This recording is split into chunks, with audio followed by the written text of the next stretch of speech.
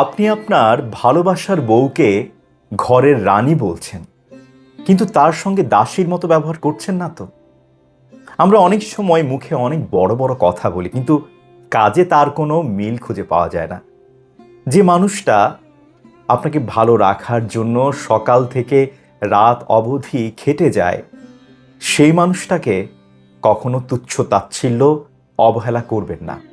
কারণ সে মানুষটা এত কষ্ট করে যাচ্ছে বলে দুশ্চিন্তা মুক্ত হয়ে অফিসে যেতে পারছেন, বাড়িতে ফিরে যত্ন আত্তি পাচ্ছেন, ভালোবাসা পাচ্ছেন। পায়ের উপর পা তুলে আপনি অর্ডার করতে পারছেন, এই আমাকে এক কাপ চা দাও তো, তুমি আজকে কি নাস্তা বানিয়েছো, দুধ চা এসব খাবো না। এসব কথা কাকে বলছেন?